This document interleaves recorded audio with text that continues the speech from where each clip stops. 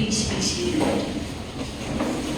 To formally welcome us in today's event, may we give you our Deputy Chief of Police, Police Lieutenant Jose Ismang Jr., a round of applause, please.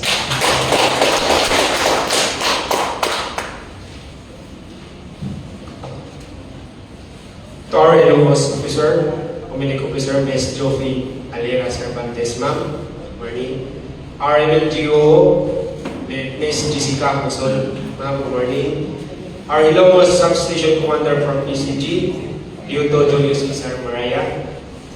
Our VFE Chief Inspector Nakito Tisalo, represented by Steve Audrey Antonio B. Duliges. Bravo Commander, Company Commander, Bravo Boy, 14th Island Philippine Army. First Lieutenant Eric K. Barles, sir. Ilocos District South Central Supervisor, Sir Luciano Paco, sir. SK President, Honorable Cecil Antoinette C. Sabrino, ma'am. President of Muslim Community, Brother Albrox Roxy Solo. Provincial Jail Warden, OIC, PG3 Victoriano Lidal, sir. Activity Advisor, Sir Antonio Esplanada. Head from PCRB, Mr. Vicente Liubre Jr. And of course, our active Chief of Police, Police Major Edwin D. Tuliba, sir. Other Ilocos PNP personnel and BFE. Other present attendees, good morning. Today, we stand together to solidify our commitment through this solidarity pact signing to ensure that 2025 national, local, and election be fair, secure, and peaceful electoral process, reinforcing to uphold the democracy to protect every Filipino's right to vote. This signing is not just a formality; it is a testament to our shared vision and unwavering support for one another. Let's make this pact as our foundation for lasting collaboration. Thank you for coming, and I warmly welcome you all.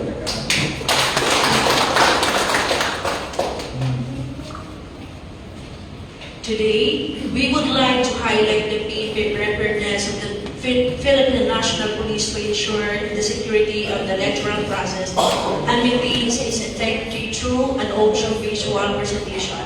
And we are now inviting everyone to direct your attention to the screen projector.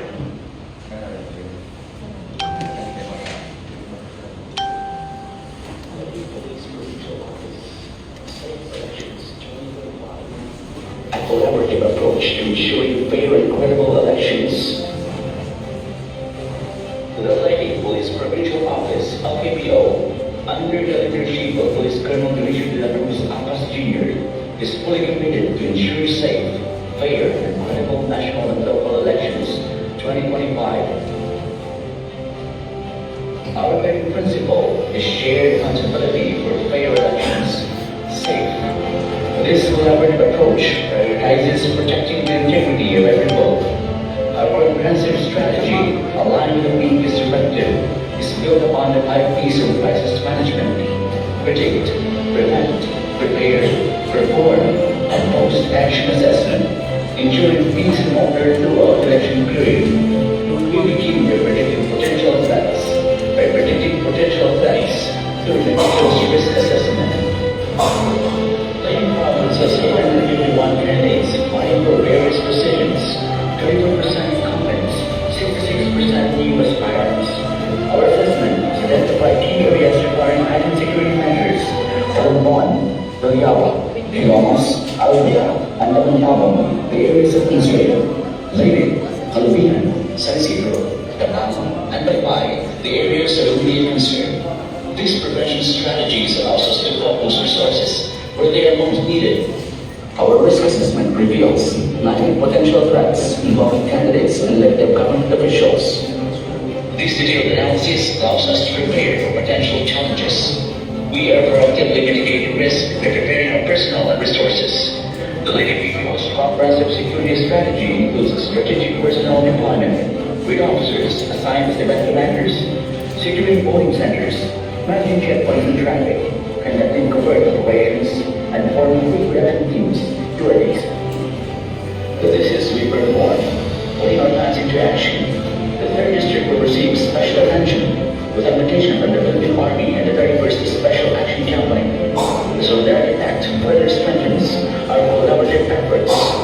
Beyond physical security, the Lady PPO is actively engaged in border education, training marketing key action teams, and empowering market intelligence networks. We're expediting legal action against violations, working closely with the judiciary. We are also enhancing our response capabilities. This is crucial for our post-action assessment, allowing us to learn from our experiences and improve our strategies for future elections. Under the resolute leadership of Vice Colonel Engineer Amos Abbas Jr., the Lady PPO remains steadfast in its commitment to ensuring safe and fair elections. Through active measures and collaborative partnerships, we are working diligently to uphold the rule of law and safeguard the democratic process awaited. By effectively employing the IPs, we are striving to uphold democracy, promote peace, and protect the sanctity of the vote. Safe Elections 2025. Share accountability for fair elections. Let's work together to ensure a peaceful and credible election. A round of applause, please. By enforcing the protocol and committing the values pre-election, PNP protects citizens' rights and fortifies the democracy process to the Philippines. At this time, we respectfully request that all be rise for the reading and reciting of the Solidarity Pledge. Please welcome our election officer, Maria Jupi Alera Cervantes, to lead us.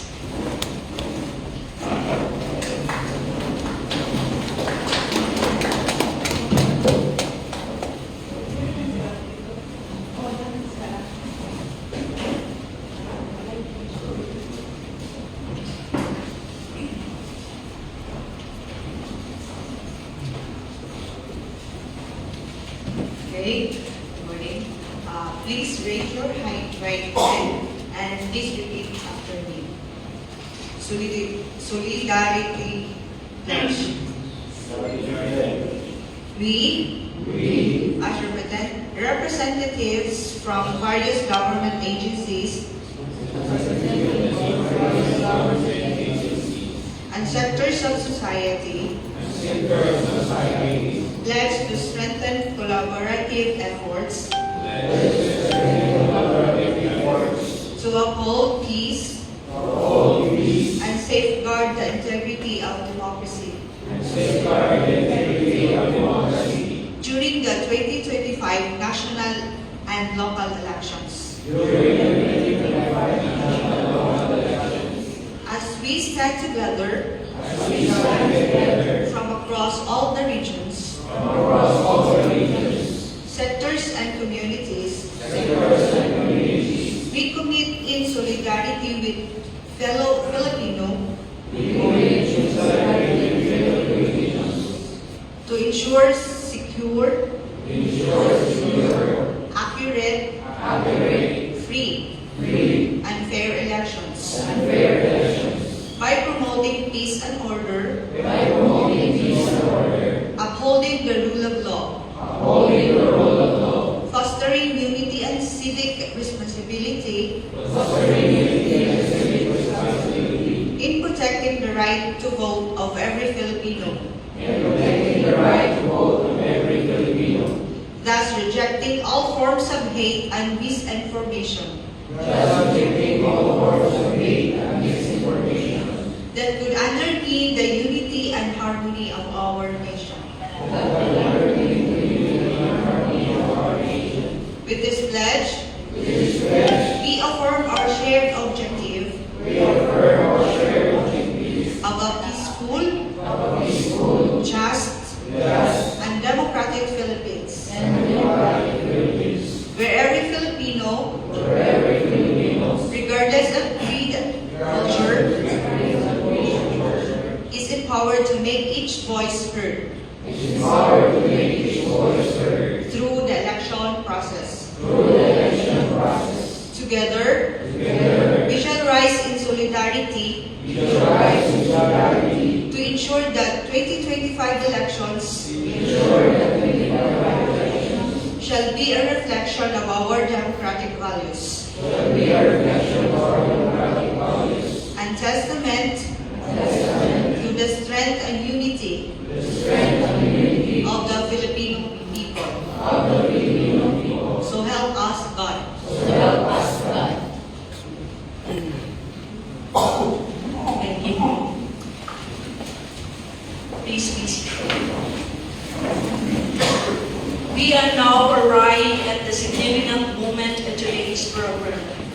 the ceremonial pact signing of the Solidarity Pledge of Commitment for the 2025 national and local election and the Bangsamoro Autonomous Region and Muslim Mindanao Parliamentary Election 2025. So we would like to invite everyone, our Municipal Election Officer, Maria Jupe Cervantes. We are going to sign, put your signatories here in our naratas, ang marker ma'am. From the DILG and LGO, Ms. Jessica Sohol. From the PCG Ilongos, pwede na tayo pindot para mag-sign. Tuluro ni ano.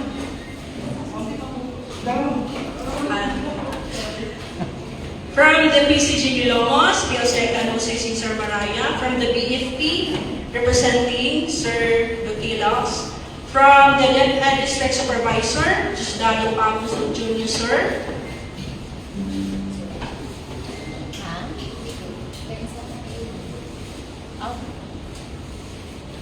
From the Youth History Federation, Honorable Antoinette Sabrano, ma'am. From our community-based Muslim community, Sir Brother Alvaro, Sir Solo. From our Magpiti chairperson, Sir Mr. Antonio Esplanada, sir. From our late South Provincial Jail Provincial Warden, Victoriano Didal.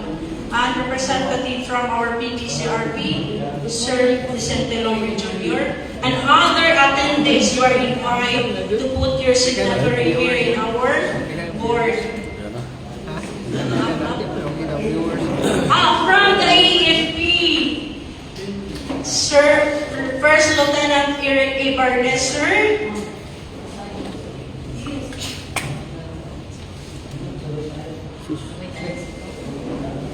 And everyone here attended in our event today. The BEP, Police Major, Sir Ridwin Tolegas.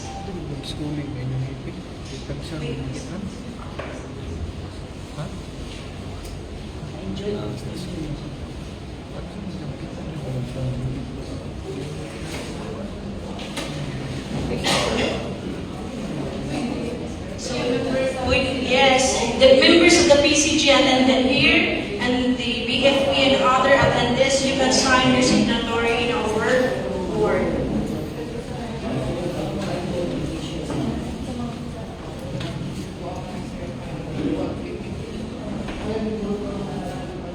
The Solidarity Heart represents our united commitment to uphold by making this pledge. We enforce our shared vision of a peaceful and democratic Philippines for every nation of the Filipino, regardless of creed or culture, has the opportunity to make their voice heard through the election process.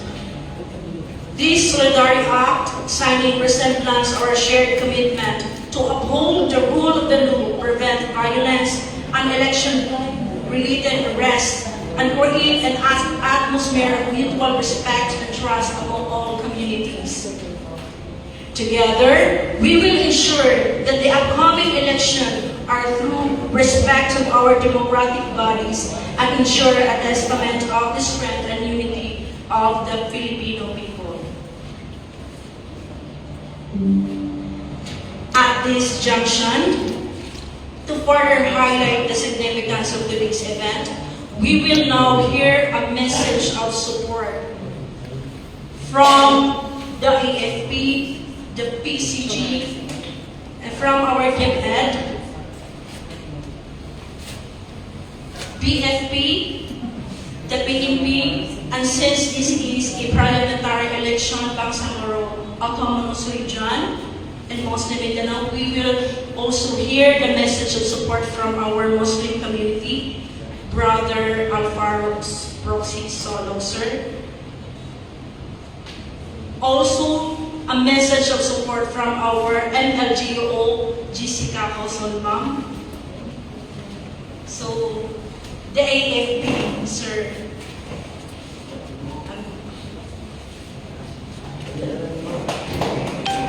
A round of applause, please.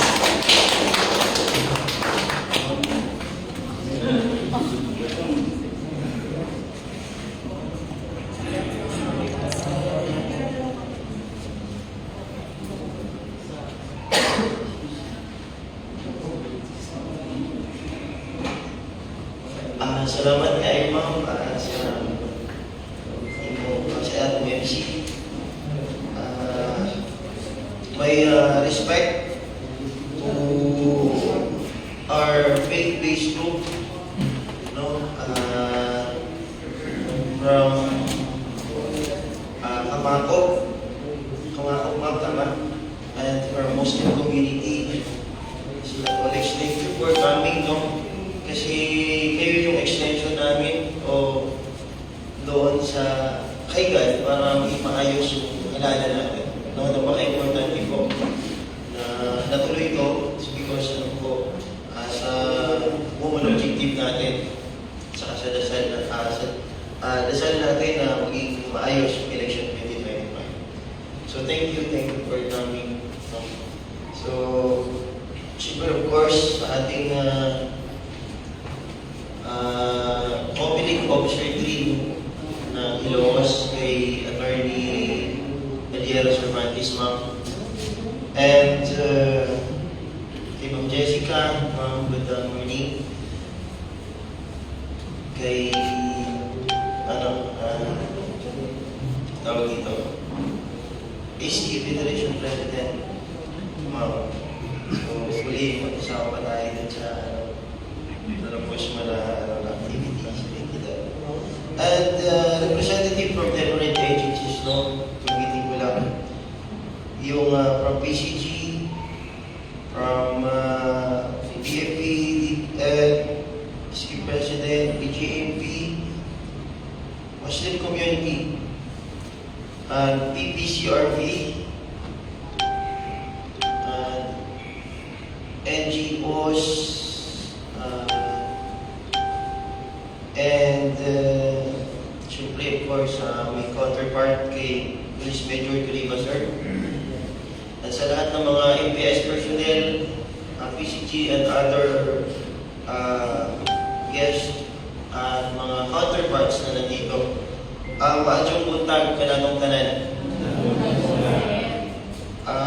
First and foremost, on behalf of our Battalion Commander, Lieutenant Colonel Gapia, yes, an important factor na hindi natin at kaya we represent. So,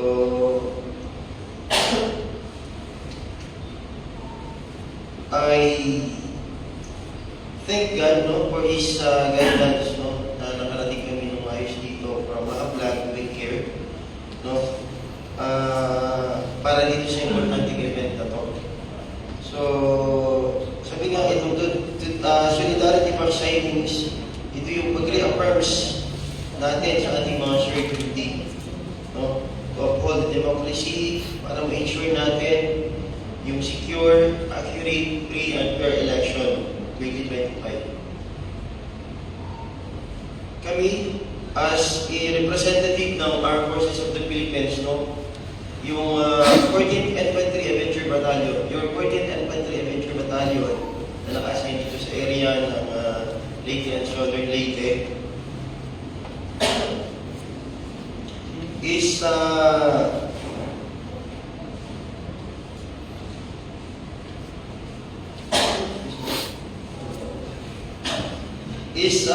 fully committed to safeguarding the integrity of the upcoming elections. Siyempre, in close coordination with the COMELEC, the PNP, PCG, and other stakeholders. No, so, we will secure election hotspots. No? Hindi natin pababayaan yun.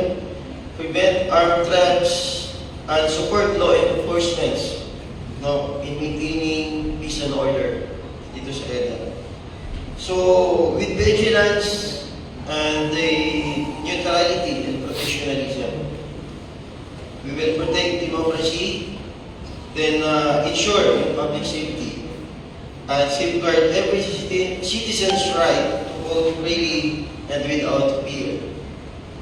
Here in Ilocos Leyte, we pledge sa AP to uphold a just, orderly, and credible electoral process. Once again, your AP will remain impartial, faithful to our duty, and fully committed to fulfilling our mandate under the Constitution. Good morning once again. Maraming salamat and may God bless us all.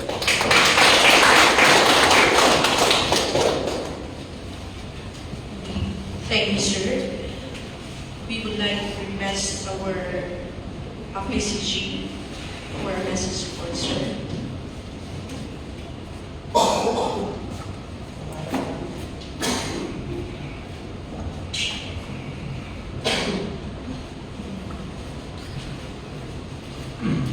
So, may utang na tutaran. So, nilang ako sa usap ko nung pagbanggit yung pangalan niya, panik na kapila nila ni Sir. So, direct na ako sa akong message para sa ato. So, as the commander of Coast Guard Substation Ilocos, we firmly committed to upholding the integrity, security, orderliness of the 2025 national and local election, guided by our mandate to serve. We pledge to ensure the maritime security by safeguarding coastal and port areas from threats that may disrupt the electoral process. Support the Commission on Election, COMELEC, and other agencies in enforcing related laws and maintaining peace and order. Provide swift and reliable assistance in the transportation of election personnel, materials, and equipment, ensuring their safety and timely delivery. Remain neutral, vigilant, and professional, performing our duties with highest level of integrity and dedication to public service. Assist in emergency response and disaster preparedness, ensuring that safety of voters, election workers, and community. With unwavering dedication, Coast Guard Substation Ilocos, together with Coast Guard Sea Marshal Unit and Coast Guard Fleet Small Craft, we are ready to stand to fulfill our role in securing free, fair, and peaceful election for the Filipino people. So, nagkang salamat. Buntag nila na lang sa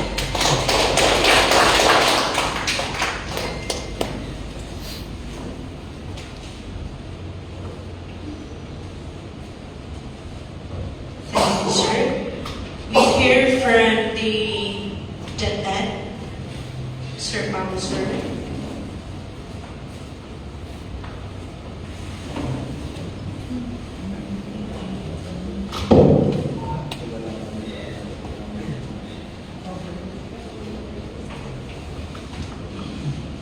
My warm greetings to everyone and mabuhay.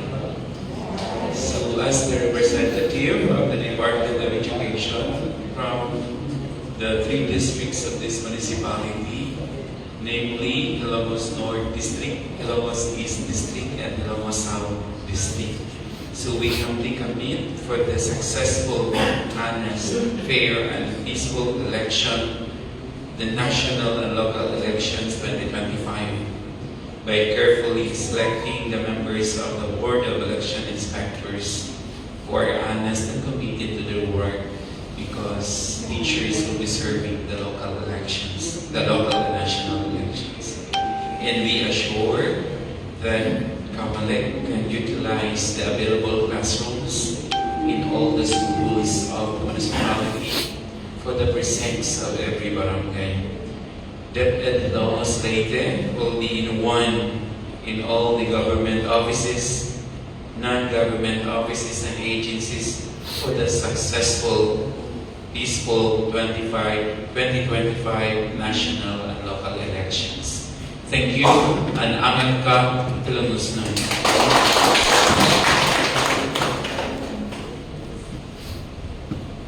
A message of support from the BFP, sir, representing Sir Papili, sir.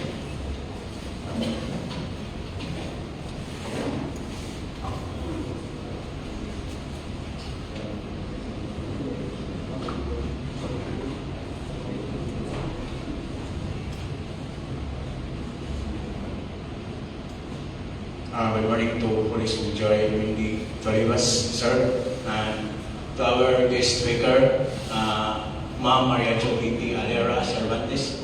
Good morning, ma'am.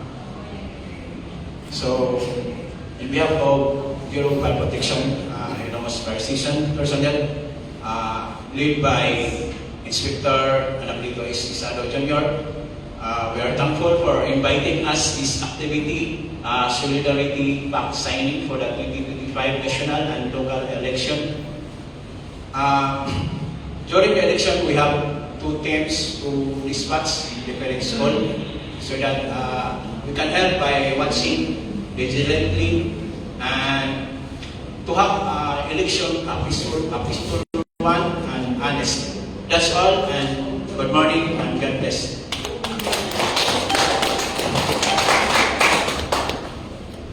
Thank you, sir. We hear a message of support from the NLGO, Ma'am Jessica Sawaram.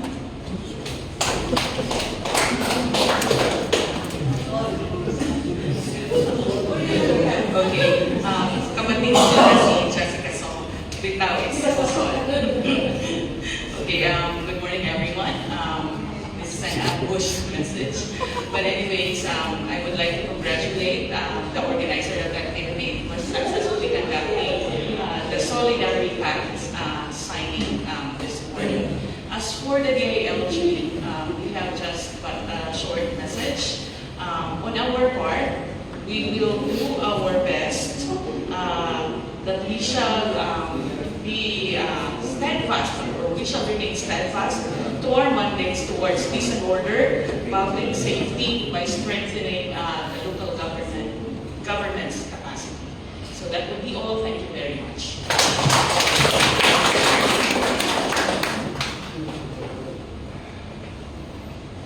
Thank you, Ma'am. So we would like to hear from our Muslim community, since this is also a parliamentary election in BARM. Sir Alvaro, brother, sir. So, paminawan na to si sir.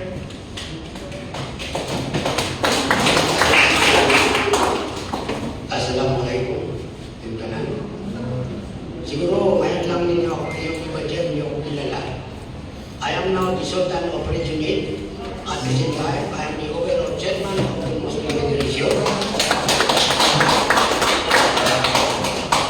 In the time of Margaret, I won the election this past. Yes. Si Abay Margaret, kami ang nakapag-usap sa kampo before. When he started in region. Kaya ako ang president ng Muslim community sa Ilongos. At least almost 40 years. 40 years na ako dito sa Liti. Ang gusto ko, magmalinaw ka, magtinabangan ka. Alam niyo kung gano'ng kaagad ngayon. Marami inunaman, sa Liti, this is my under my responsibility ito. As a Muslim leader.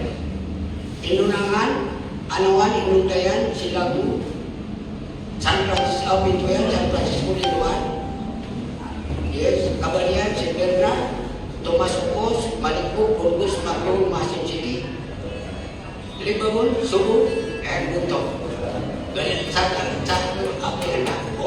All Muslim there. Yes. In our 5th district, Matalong, Bato, Ilongos, Indang, Inubakan, Baybay, Aber, Abuyog, Mapla.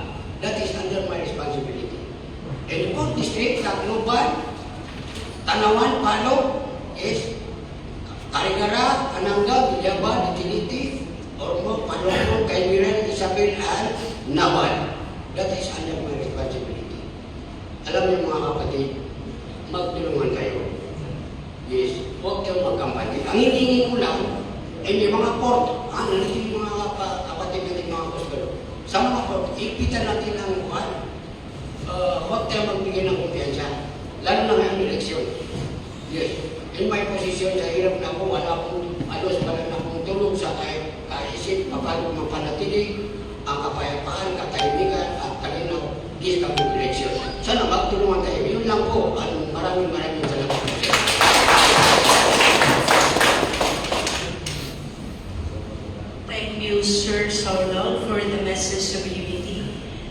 Now we will hear from the PNP Police Major Edwin De Dolibas for a message of support.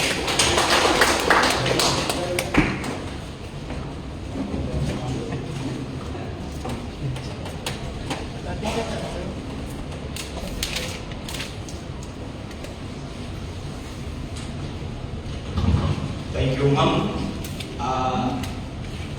So I will no longer be mentioning you all of you since you have been acknowledged a while ago. So allow me to proceed with my message. So on behalf of the PNP, today as we gather for the signing of this Solidarity Pact, I stand with all of you in support of a common goal. This is more than just a document.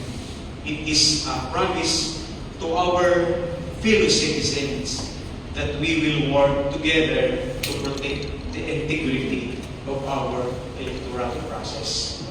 It is a pledge to maintain peace, encourage transparency, and promote fairness throughout the election period. We stand firm in our commitment to ensuring a peaceful, orderly, and fair election process.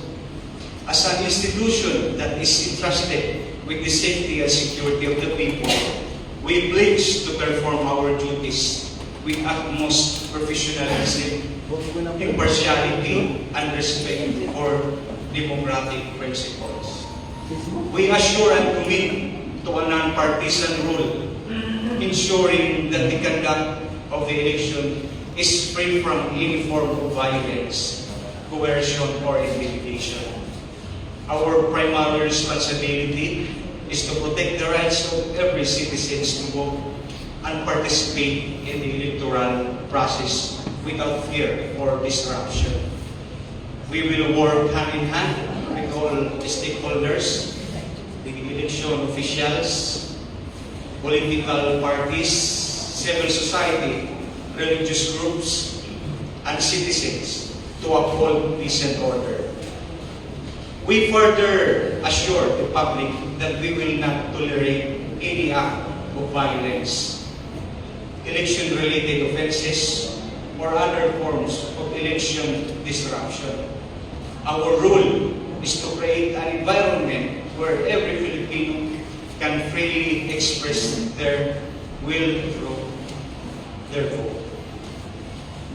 Let this signing of pact be a reminder that we are all responsible for the peaceful conduct of the elections. The PNP will continue to serve with integrity and dedication to ensure that our elections are fair, safe, and transparent. Together, let us work towards achieving an election that reflects the true voice of the Filipino people, a process marked by peace, unity, and respect for all. Once again, good morning and thank you for coming.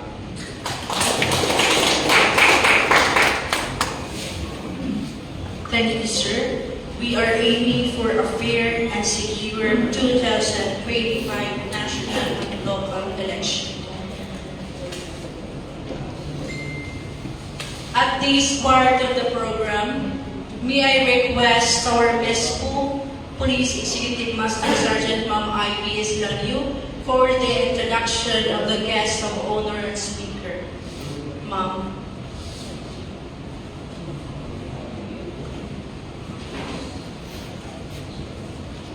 To the department heads and representative from the government and non-government agencies who are here today.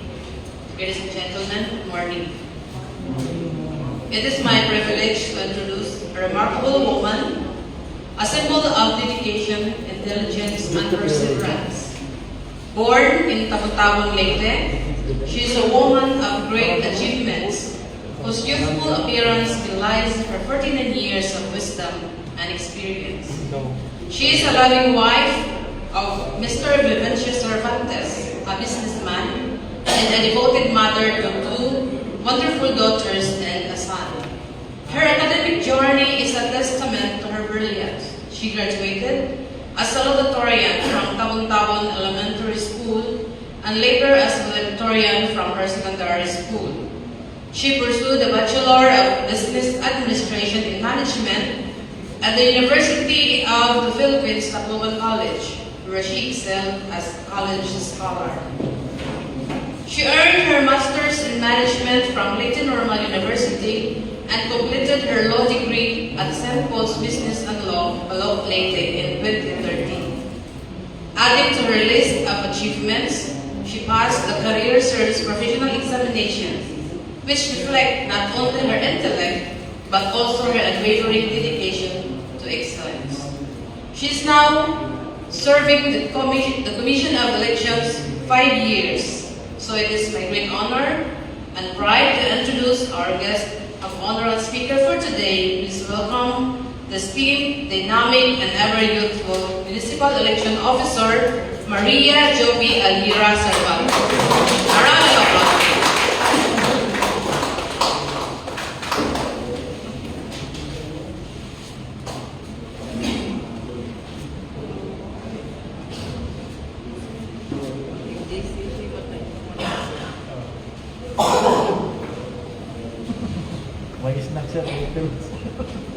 Thank you so much, Ma'am Flavio.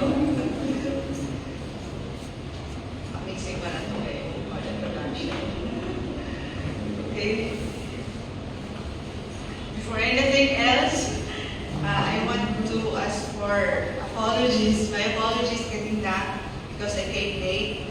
Because if you just notice, teachers nagpila dito sa office, kay we are arranging the electoral board assignments.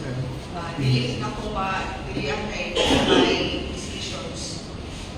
Anyway, ang akong pag-greet sa inyo, akong tagsa-tagsaon, and in a way na giving you thanks for the commitments, for the promises na inyong ihatag for the success of the national and local elections. Okay. I would like to thank Ma'am Jessica Cosol, Dili Jessica Soho, okay, the LGO of 4 of Ilocos Leyte, for giving us the commitment and support for all the governance-related activities na ma-jive sa election process. I know that the DILG is one of the offices that supervises the local government units. So from Ma'am Jessica, thank you in advance. And for PO2 Julius Cesar, kanino ko pangalan? Kanama na Julius Cesar Maraya, our Philippine Coast Guard substation commander of Ilocos Leyte. Where is Sir Julius? Okay, sayang. I want to thank him because anything that we ask from them, the support to bantayan ang atong maritime zone, ang atong kadagatan, ang atong katubigan, and nagsabi siya bisag mag-provide ultimo sa mga dogs na hinay bitaw just to protect our people during elections. I thank to him. And also I would like to thank Inspector Anacleto Tizado, the Bureau of Fire Chief, represented by SPO3 Antonio Dugi.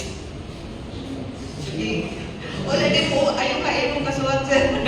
Okay, thank you so much because the Bureau of Fire also helped the Commission on Elections in the inspection of polling places in every voting center.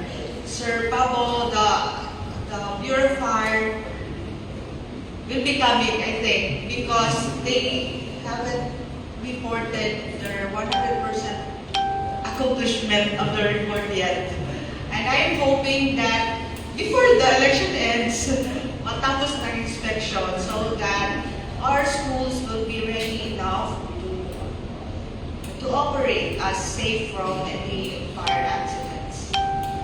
And also, I would like to thank First Lieutenant Eric Vargas, the Bravo Company Commander, the 40th ID Philippine Army, one of the active member of the MGSCC.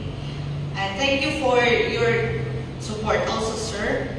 And I know you have a lot of municipalities na imong ika-cover, but this time you can focus to other municipalities. Okay, okay. As our initial assessment, Lulumos actually is peaceful. But in spite of that, this is also Ilocos. Okay. And also, thank you so much for, Dr. Daniel Pabo of DepEd, one of our pinakakusgan na among katabang sa success elections because he or the DepEd has many people to send us, like the electoral boards, the support staff, the DESO, DepEd supervising official who will be managing the elections. And not only the elections, but also during the final testing and sealing of our machines. So they will be supporting us. And also thank you for Honorable Cecile Antoinette Sabrido. Okay, Ma'am Antoinette may be a partisan because as she stands, but I know sa youth na sector, you will be guiding the youth to vote wisely and to participate in the election process in a way that it will be orderly and free. Thank you, Mom. And also, I would like to thank Brother Aforo, Sir Froxy, for your support. Yes, as in, believe ko nimo kay, believe ba nimo ang coverage ni Wireless. Imagine, ako ka sa 5th district, ako ka sa 4th district. Ang dito, si Sir Vales, dili na siya assign dito sa Villapa, dito sa Walupon, which is the hotspot this time. But si Sir Foxy, ano siya dito, spiritually, he is assigned there to make everything in maging peacefully happen. Okay, thank you so much, Sir Foxy. And also, I would like to thank PG3, Victor Yano Vidal, our newly appointed warden. Okay, thank you so much, sir. For all you know, Sir Vidal will be facing new tasks because Ilocos Leyte will be having a numbers of PDL, persons deprived of liberty, will be needing escorts during elections because some of their inmates are voters, registered voters in other municipalities like in Bacan, Baco, or in other municipalities here in Leyte. So they will be escorting. Anyhow, for those registered voters here in Ilocos Leyte, they will no longer be escorting because there will be a voting center that will be established in the prison jail, and the ballots will just be delivered to them for them to vote. However, they don't have the automated counting machine because the machine will be in their respective barangays. So that's why. But in spite of that, you will still be escorting our support staff in getting those ballots, official ballots from their respective barangays.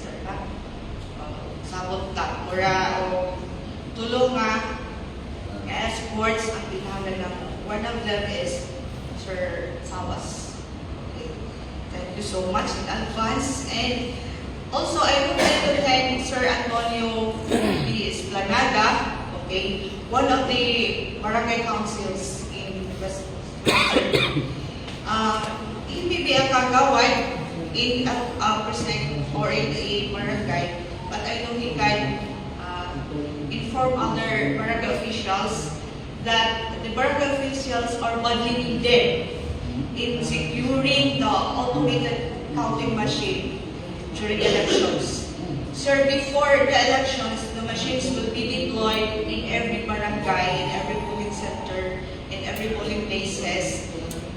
That will be on May 2 to 7 because the electoral board will be conducting the final testing and sealing of the machines. So that's why the machines will be deployed earlier than the scheduled elections. So since the machines will be there for how many days, at least 5 days or more than 5 days, the machine need to be secured so that it will be used during elections. So kinahanglan o pantay. Most likely, our barangay officials will be ilang bantayan dito, ilang sa nagtawagan na ninyo, sir, nag-injutihan dito, o pantay, o adlaw, gabi. Okay, thank you so much in advance. And also, I would like to thank Ma'am Ana Maria Pamatin. Okay, thank you so much. Okay,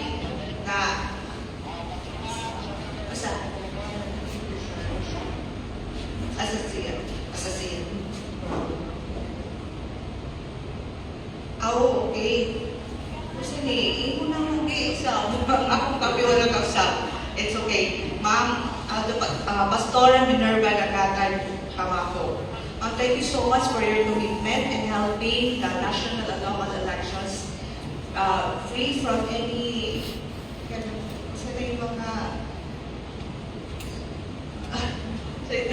basta free, but without free and honest elections. Okay? And also, Mr. Vicente Lobre Jr., our representative from the PPCRB, among active na connection when it comes to elections, kay sila ang maging nahimong voters assistance desk. In every voting center, sir, diba, you will be providing voters assistance desk wherein you will be assisting the voters to locate the polling places that every voter should be there. Okay, thank you so much. And also, of course, to the Guaquito Major, Police Major Edwin Tito Libas. Kanina, he asked me, what is your pay? I told him, it's to Libas. So that's why I did it because I will. It's also handsome. Thank you so much, sir, for the active support to the commission. And all you know, the Philippine National Police is conducting regular comedy checkpoint. Imagine every day they will conduct two times. So in every checkpoint, at least 2 hours. So dili na siya lalim. As we can see, the weather is uwan-uwan. In any weather, tuwa sila dito na checkpoint. So thank you so much for your commitment and support to the mission. And also, I would like to thank Tananda. Okay, thank you so much. Okay, mauto, dili na nako usbon ang atong solidarity pledge. Ako na naingon ato. So thank you so much for helping the COMELEC in making the national and local elections successful. Ang mabuhay tayong lahat. Thank you so much.